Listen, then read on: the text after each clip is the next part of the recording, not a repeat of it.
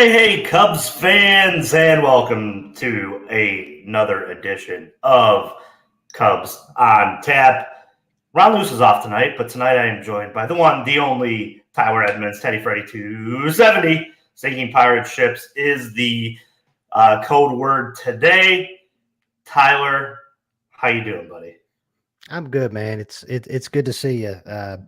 Like we said before the show, just had the in-laws over for family dinner. That was fun. Just got back from Pittsburgh as well. So man, I'm good. I'm good. It's good to see you, man. It's always good to get on here and talk to you. Always good to see you. Obviously, the Cubs take 3 or 4 from the Bucos in this 4-game set. The Cubs now will go into what I call, much like the in-laws coming over situation, pressure cooker season. Yeah. Huge series here coming up, which we'll preview at the end of the show. But make sure you're dropping into the comments, giving your thoughts and feelings about the Cubs' 3 out of 4 series win this weekend with a lot of firsts. First for Jordan Wicks. I know the boys jumped on Saturday night or Friday night. On Friday night, and no, it was last night. Last night we saw it was Weekend Ron. That's right. The debut of Weekend Ron. That's right. So I know all these days just kind of jumbling in together. All these Cubs games are just they're taking a little off my life. Today was a good one though. Wow. Today's ball game, the Cubs win easily. One of those wins that Ron Luce and myself like to call good for the heart, good for the mind, and good for the body. Tyler, I know you were in PNC, so first I want to kind of give you the floor and just kind of talk a little bit about your experience with the ballpark. I know that everybody who I talk to says that that's such a beautiful place. I've been there, haven't been there in a long time. I know the baseball kind of sucks, but yeah, give me some cool stories like regarding the weekend or anything that you found interesting about the park. First things, the baseball sucks, but guys, if you've never been to Pittsburgh, if you've never been downtown, PNC, all that stuff, I would go take the trip. If you've got the opportunity to do it, go take it. Flew in Thursday. Actually went to Topgolf. It was another first. I had never been to Topgolf. Had a freaking blast. Played golf at Topgolf. Had the Cubs game on during the whole time. Lots of drinks, lots of wings, man. It was a blast.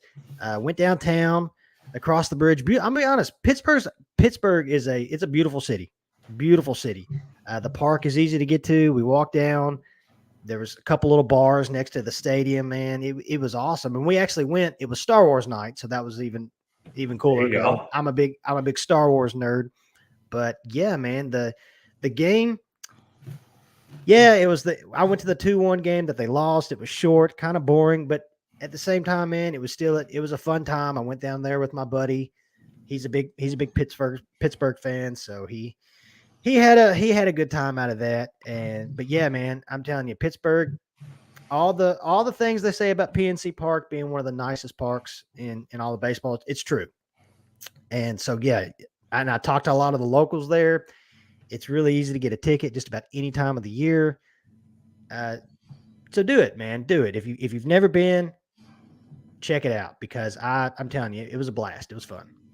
Yeah, I had a buddy there this weekend too. He said he got to check out some of the museums around there. Went with his dad, grabbed a good steak while he was there. I know Joey even last night was talking about steak and chocolate bars now. But yeah, just talking about candy, the Candy Man. So we're gonna start there. He kind of opened up this one, more or less, getting a little bit of insurance. Well, not insurance, kind of giving the Cubs on their first right foot by scoring some runs there. He had 3 RBIs today. Big 2-run homer early on that kind of put the Cubs offense in motion. He's just been unbelievable since coming over here. Obviously, we're going to talk a little bit about Cody Bellinger and how great he's been. And, today Nico Horner was on base plenty of times today as well, had 3 hits. But this offense just has that length to it. I think when you look at what's going on with this team, you just start to look at it and you're like, man, like it's a difficult out no matter who's at the plate. Even when you get to 9 and it's guys like Tachman and Madrigal, they're putting together really good at bats, and that's exactly what you need to do against good competition. I agree. Like you said, this offense, when it's clicking, can 1 through 9, every batter can be a hard out. But then like I said, I went to the game Friday, offense was dead. But then the next 2 nights, freaking just on fire. So yeah, and Candelario has been a major reason because of that. And in fact, you could probably argue that once Candelario came to this lineup, it almost added a spark that maybe it's not that this offense couldn't do this before, but just adding his hot bat into the lineup, that because he was hot with the Nationals, and when he came back over here, it's almost like he just provided a spark to the rest of the offense. And yeah, like you said, today, kicked things off with a freaking bomb. I think he hit another one. Was it third? Did he hit one Thursday too? He might did he? I'll have to go back and look. Or maybe no. I'm thinking of Detroit. I'm thinking of the Detroit series. But still, yes. This guy at any time in the ball game can hit you that 2-3 run home run. I mean, he puts up quality at bats. He's a tough out. And yeah, like you said, when this offense is clicking, when this offense is on fire, and I'm sure we'll talk about other guys, Seiya Suzuki.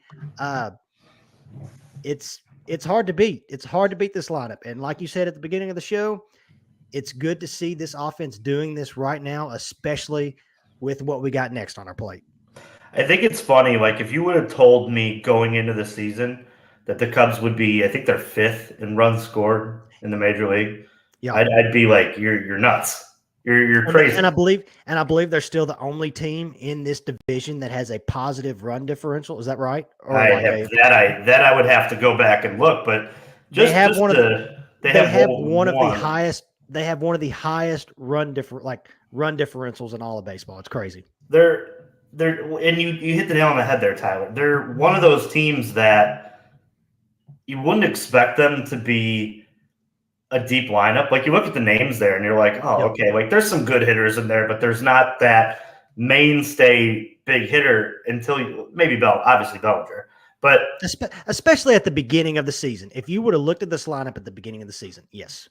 Right. So when you look at this team, you're like, man, like they were built for defense and pitching, and they're not really pitching very well. I know we got some good pitching out of Jordan Wicks this weekend. Javier Assad was great, but there's still some question marks, obviously, of what you're going to get, going on in the future here. But yeah, I think if you look at this team, they're clicking at the right time. And the thing that I sat in the car on my drive home from Illinois today, back here to the Bend, I kept thinking, I'm like, I feel like we're on a collision course here with Milwaukee and the Cubs, and one team is going to continue to play this well all the way through September, and another team is not.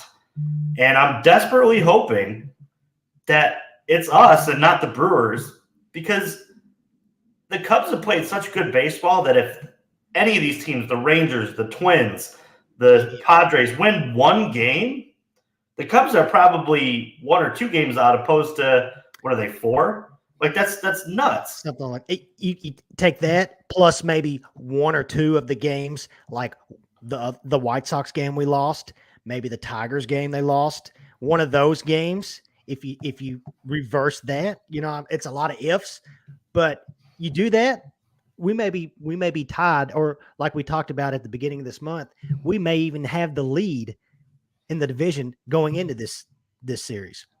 Yeah, just look this up, and thanks, Hank, for jumping in here. Okay. Cubs plus 79, Brewers at 19. The plus 79 would be good enough in the National League for third. It's the third best run differential. And I'm going to bet, Hank, that Brewers plus 19, I'm going to bet that happened probably this month, because they have over the course of the last couple games, pulling it out of their ass. Yeah, 8-game win streak for the Brew Crew. It's been very frustrating. The Cubs have played absolutely good enough baseball to catch the Brewers. Hopefully, what that means is you just got to take 3 in this next series. But I definitely And if we want to start this, we'll go to another Hank comment here. It's amazing that when Ross actually lets the kids play, good things happen. Seeing Wicks, Amaya, Morel, etc. do well feels good. It does. And it's something that I had tweeted out two nights ago during the Jordan Wicks start. It's great to see Jordan Wicks come up and throw a great game. And I was not surprised as a guy who I watched in South Bend pitch for. You followed this guy forever. Plenty of starts.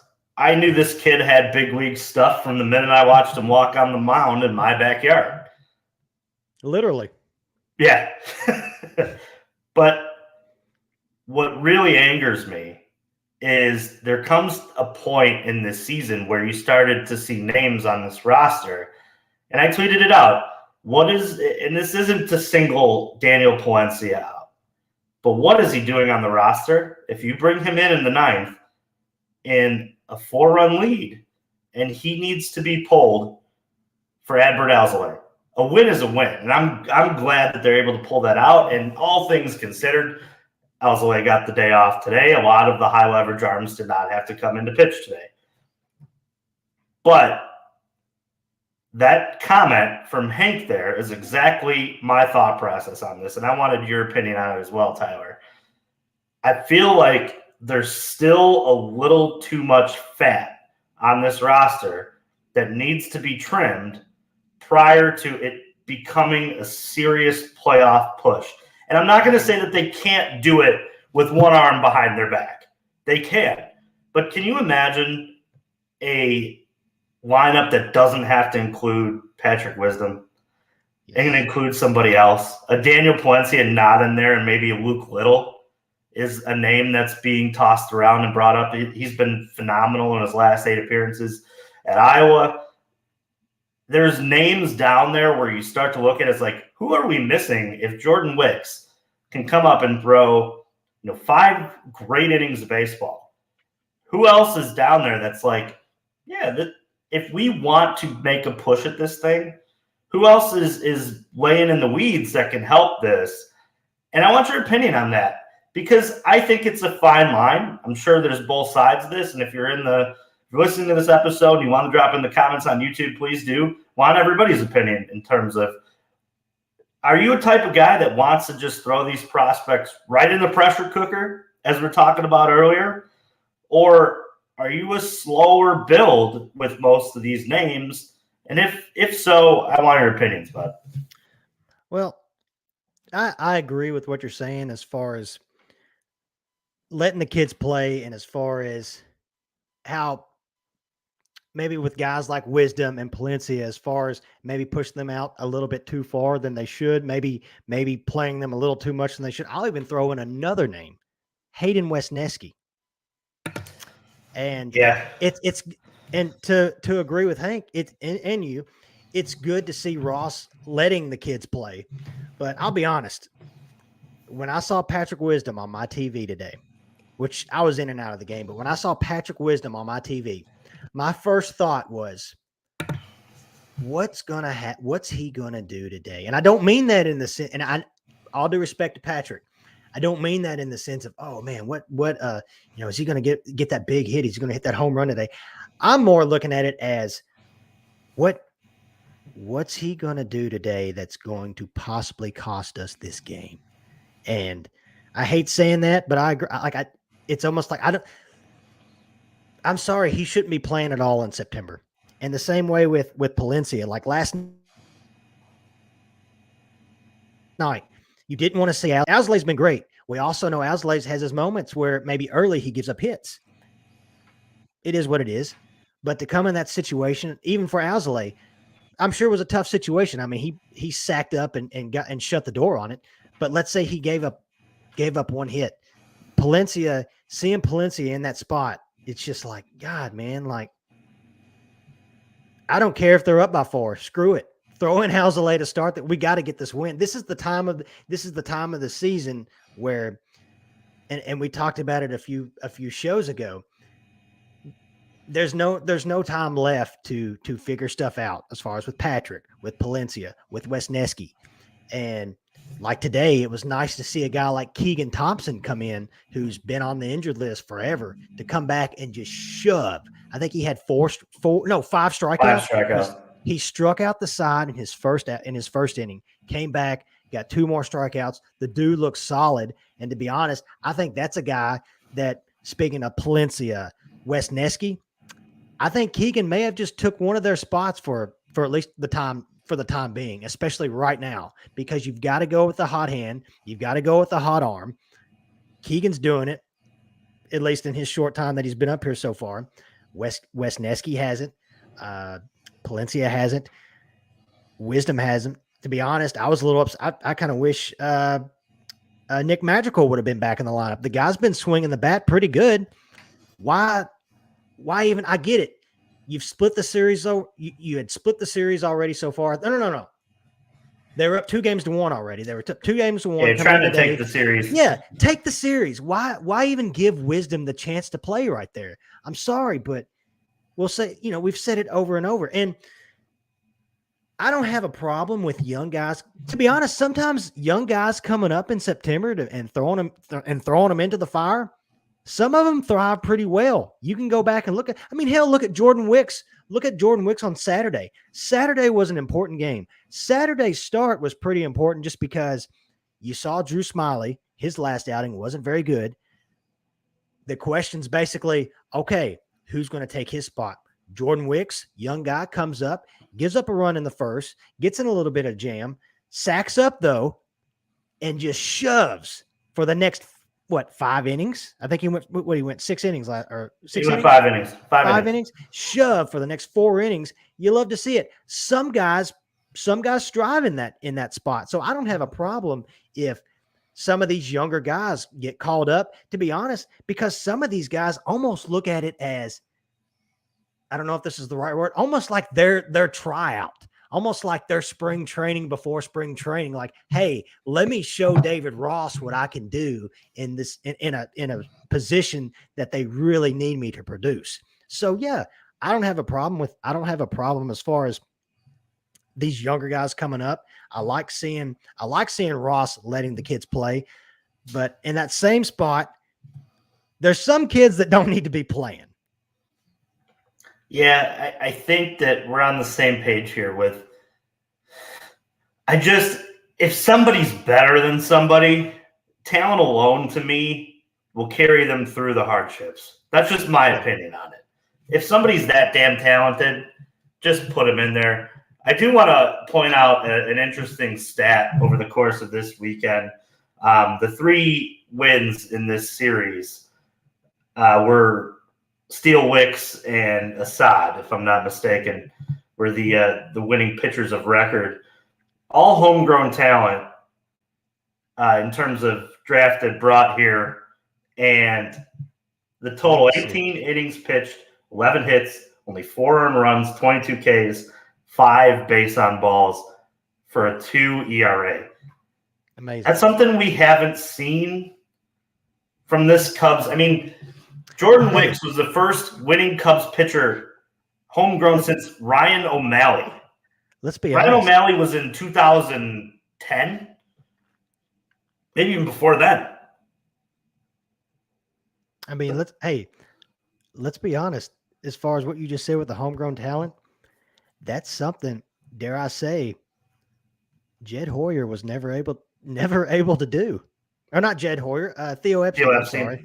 No, I know what you meant. But you know what I mean? Like, yeah, that's something that was one big issue close to the end of his time here was, man, we've never been able to develop pitching. We never had that homegrown pitching. And with what you just said, 3 homegrown guys just this weekend that completely dominated. And to kind of go on to what you were saying, especially with Assad for today, dude was lights out, and he's been lights out ever since he's gotten his opportunity to start again. Yeah, crazy first debut win for Jordan Wicks the other night. O'Malley was 2006. Makes me feel even older. Thank you, Scott, for that. But yeah, overall, great series, I thought. But I want to, before we move on and talk about the Brewers at least a little bit, you mentioned a guy that I think we need to spend a little bit of time on. and that's Keegan Thompson. Yes. Interesting. It's his first appearance since mid-May. You remember it, that Houston debacle where they were up 5-1 or 6-1, blew it. Yes, that was the last time that Keegan Thompson. Forgot about that. Yeah, you're right. Last time that Keegan Thompson had come into a baseball game for the Chicago Cubs. I think he looked pretty good. Now, I mean, dude was nasty. Let's just, grain of salt. Just talk about this in terms of the lineup he was facing. I understand it's, a Pirates team that's in cruise control to the end of it. A lot of late at bats being down, but I think the silver lining on this is the stuff looked like it was moving pretty healthily, and the velo was there. Yes. So go ahead.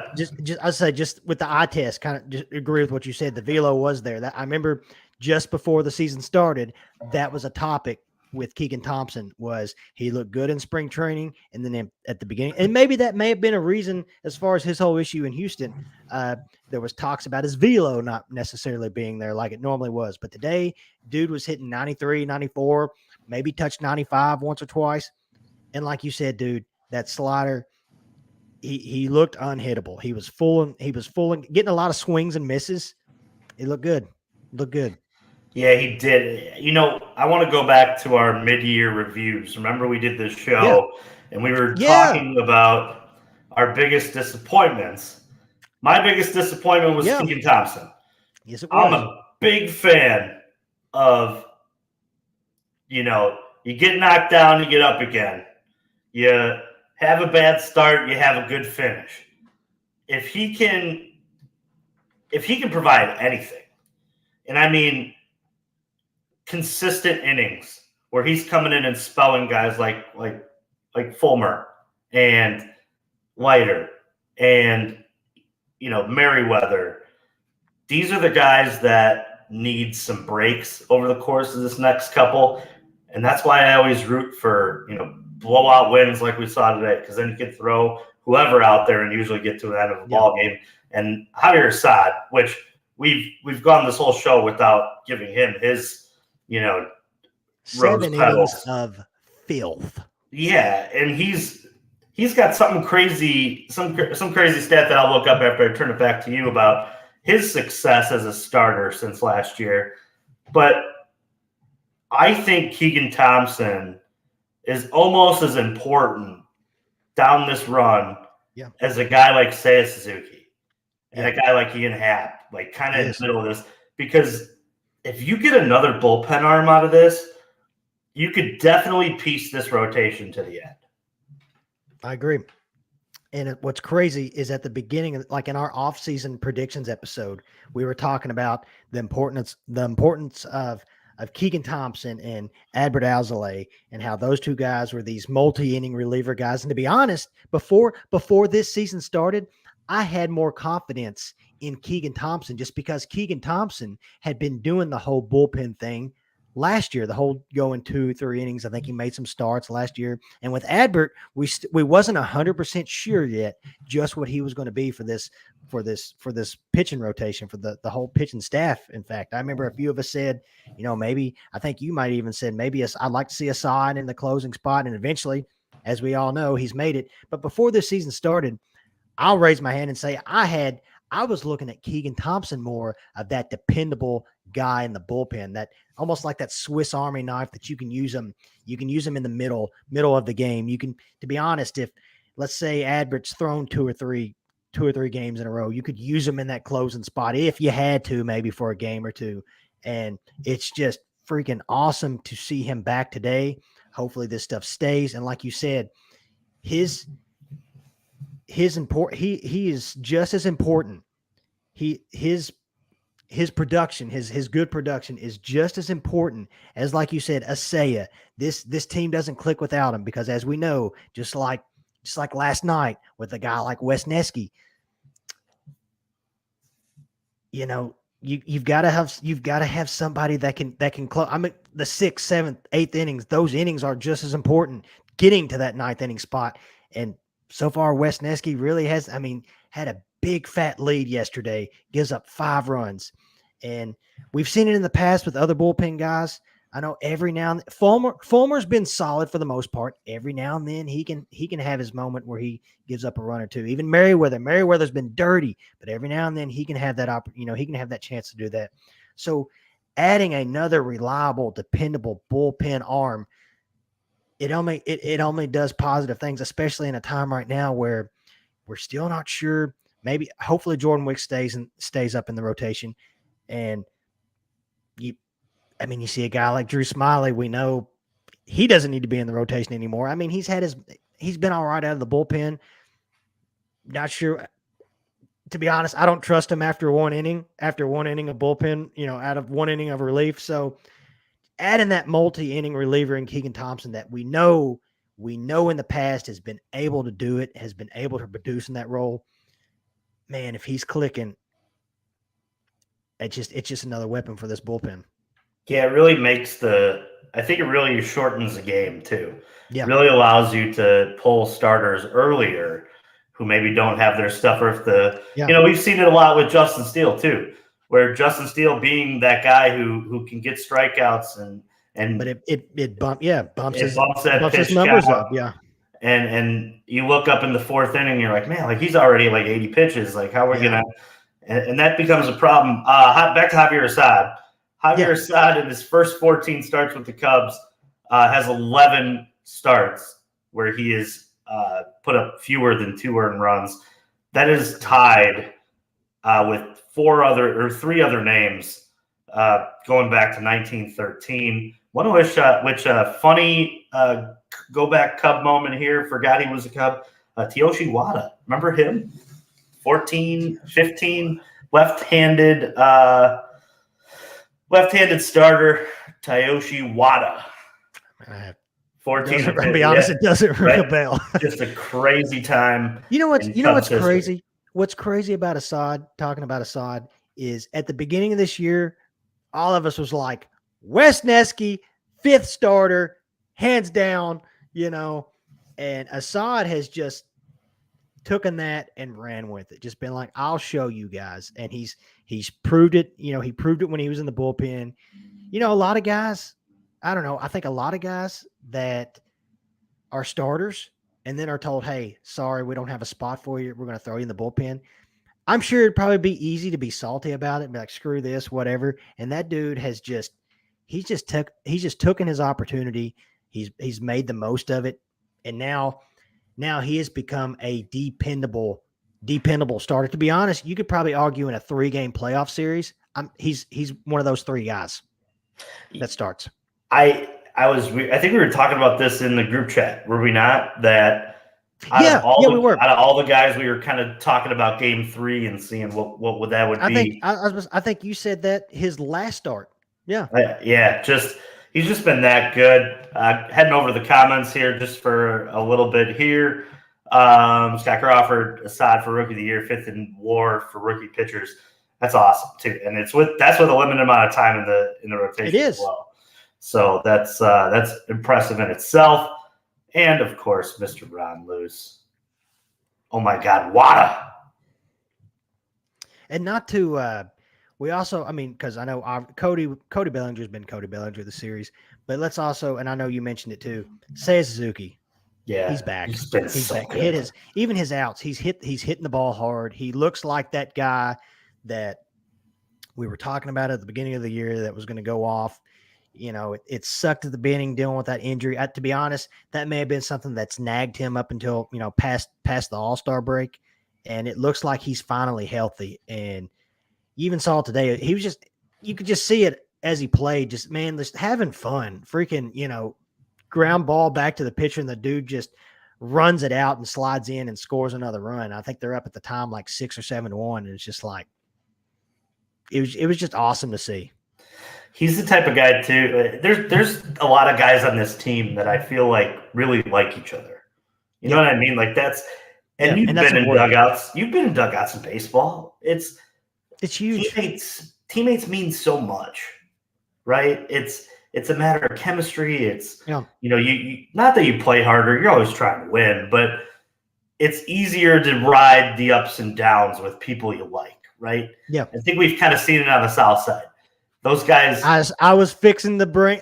You said it, not me, but yeah. I'm just saying, like, I know exactly. Yeah. This Cubs team back in May, when they were horrific, 10-17, if I remember off the top of my head, I think that's pretty damn close, maybe 10-18. Mm-hmm. That Cubs team, if they don't like each other in the dugout, we're not singing these same songs and dances today. I'll tell you that. We may not even see. We might not even be seeing Cody Bellinger on this team. No, and now this team gets an opportunity to walk into, maybe, in my opinion, the biggest series at Wrigley Field in it is a long time. I mean, I agree. 21. I mean, you can make the argument back to 19, to be honest with you, because the teams couldn't be there in 20. So with fans in the stadium, this is probably the biggest series we've seen since probably 19. This is in terms of fans in the stadium. Yeah, this is to be honest, I know it's not that time of year, but this is a playoff series. It really is. 100%. Are you ready to preview it, my friend? Yeah, just one more quick thing though about this series. Back. But final thoughts. Sorry about that. You're good. You're good. Off the rails Sunday episode. Once again, Jordan Wicks.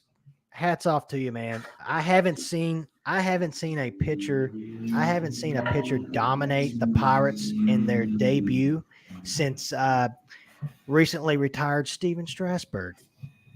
Dude was lights out. And just real quick on Strasburg, I know we're final thoughts, whatever. Congratulations, by the way, Strasburg. Success, just awesome career. I know probably didn't end the way he wanted to. I always had comparisons to Mark Pryor with him. Yeah. When that dude was on, he was on.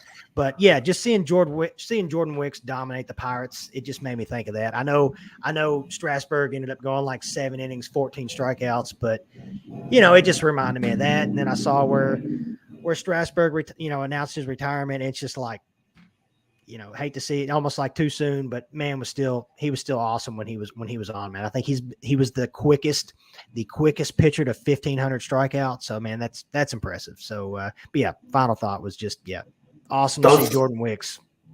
Those careers end up being so similar. His career ends up being so similar to Mark Pryor I think Tim Lincecum too.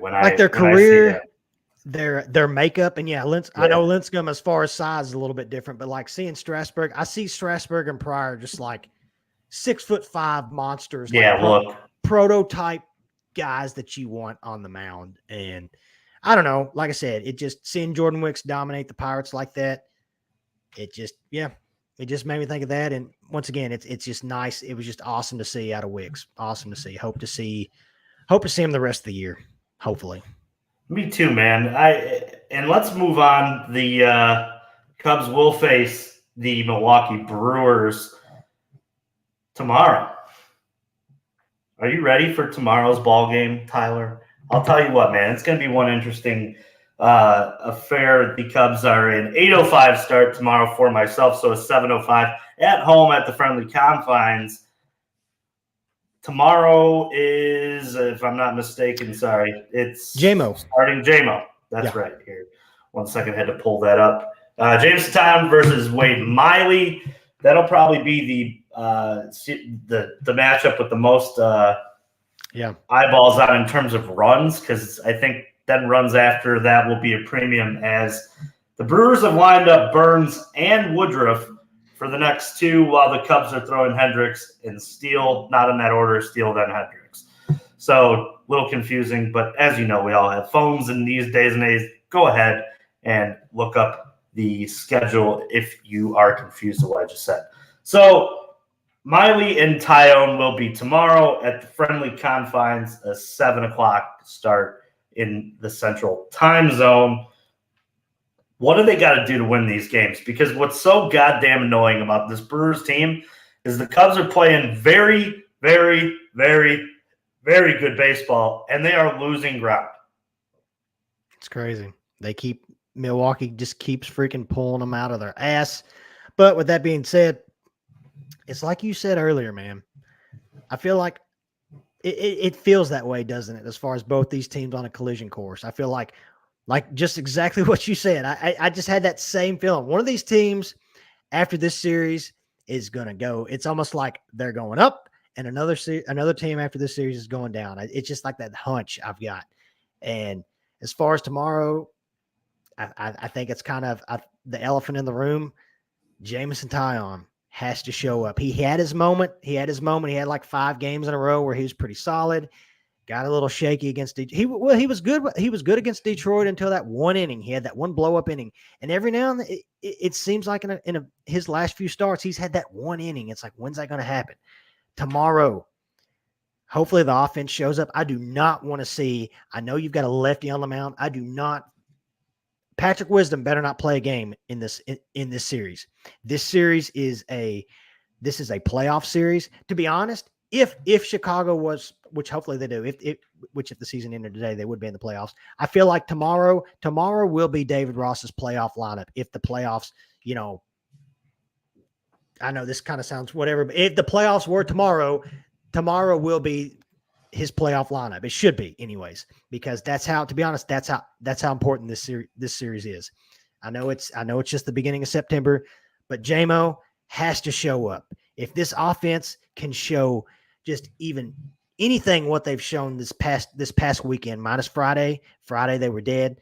But if this offense can show anything like they showed this weekend, and Jameson Taillon just shows up, you've got to kick off that first win. You've got to kick off that first game good.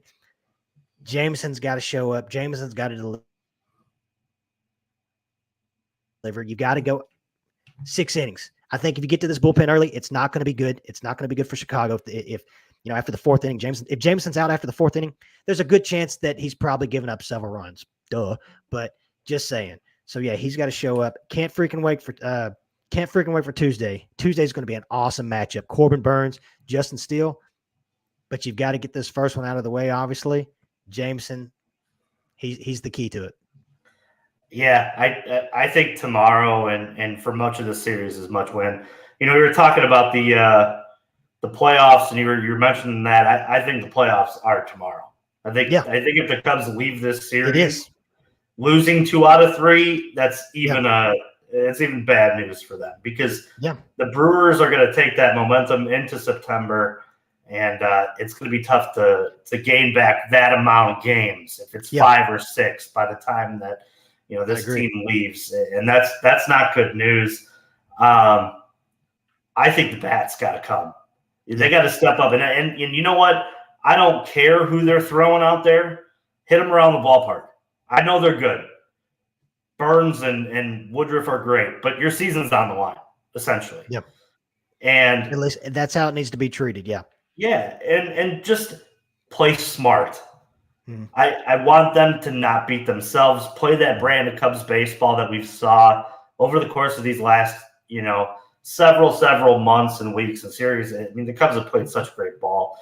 And just be smart. And like you said, I just pray to God that when we get this lineup card tomorrow, it's something we can go, okay. And I'll be fine with having the 3-hole. I'll let it go if it means that we're not getting a Wisdom sighting or somebody who doesn't deserve to be on the field tomorrow. But yeah, here, and even just to drop in here, just a little comment, half with a 5-game hit streak from 3-0. Nice. That's hit the ball. And hey, that's what you're there for. If you're there for. You look at our schedule starting in September, it's not the toughest schedule in the world, but it's also not the easiest. After this series, you've got, and that's just to go back to how important this series, winning this series is. You've got a Cincinnati team for 4 games at Cincinnati. I know we've treated that place like a freaking batting practice park in the past, but there's also been times where Cincinnati's got to them. Then you've got a San Francisco team who's trying just as hard to make the playoffs. You've got an Arizona team that's doing the same thing.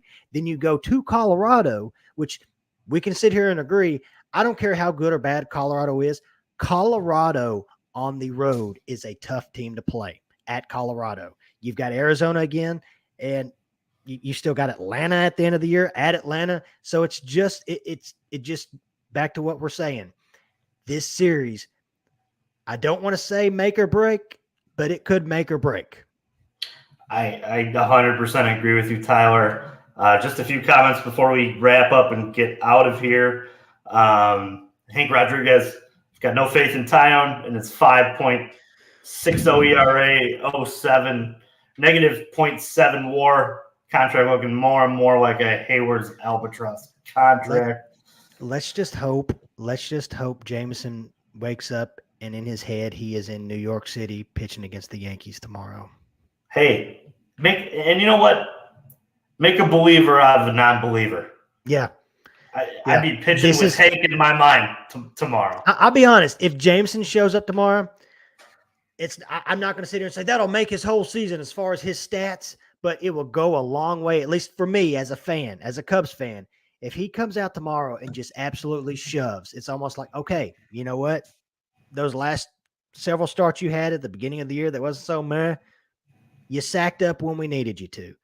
Jameson, and I think Hank's probably going to say the same thing. Jameson, it's time to sack up. Let's see it tomorrow. Let's see it. Let's see you shove tomorrow. Honestly, I hate to do this, but just give me 5 innings of 2-run ball. Sure, give me 5 innings. We can get to the end of this game based on what happened this week. Yeah. Or today. A lot of guys rested. The high leverage arms will be ready to go. I agree. Just give me 5 good innings. I like it. And offense, come out, hit the ball around the park. It'd be nice to take this one defiantly in game 1 and maybe put a little pressure on Milwaukee to it'd be nice to go to game 2 after winning pretty handily and then to them look at Burns and be like, all right, well, we need a good one. And that's the Cubs' time to pounce at that point. Then you can start looking at a sweep, but you got to win tomorrow. Hey, got to win tomorrow. I don't want to look ahead, but hey, it wouldn't be the first time Corbin Burns lost at Wrigley this year, right? No, it wouldn't. We were, and you know what? We were there. Maybe we just need to go, Tyler. Maybe after we get off of this, we just need to get up there and watch the Corbin Burns start. I like where your head's at. Tyler, I want to leave the floor to you before we get out of here. Any final thoughts for the series coming? Give me Fly the W player of the series. And also, I want your least favorite cheese. Least favorite cheese? Milwaukee, Wisconsin cheese. Oh, gotcha. Least favorite cheese. As far as least favorite cheese, I'm not a big provolone guy. No, not a big fan of the provolone. No, not even on a steak sandwich.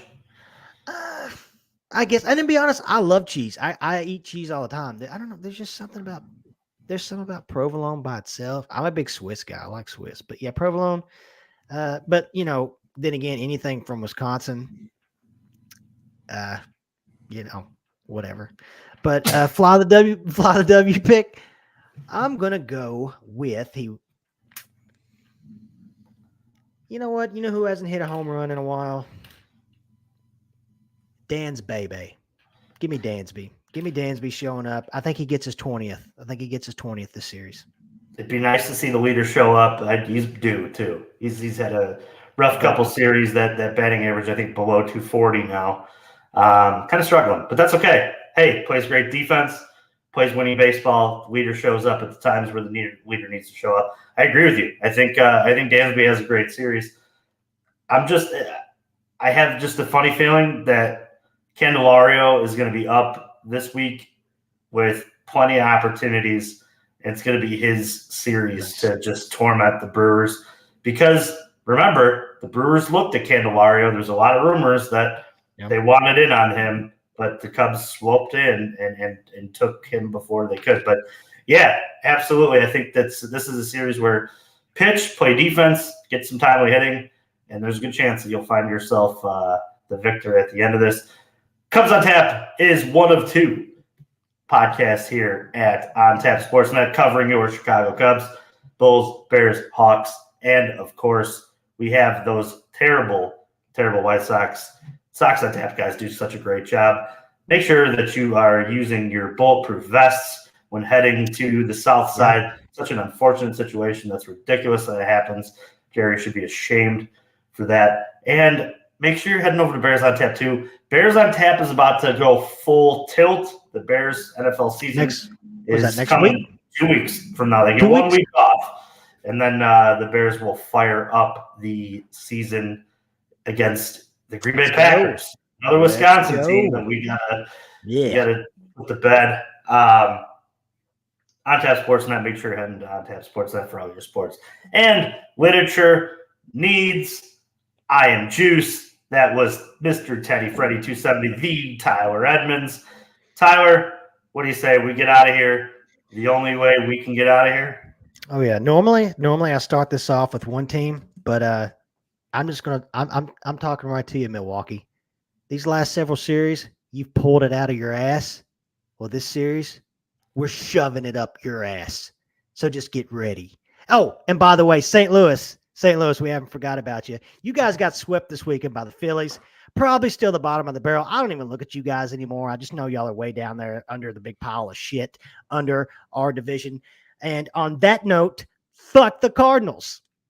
Let's go, Cubbies. Let's take 2 of 3 at least during this series. Let's go, Cubs.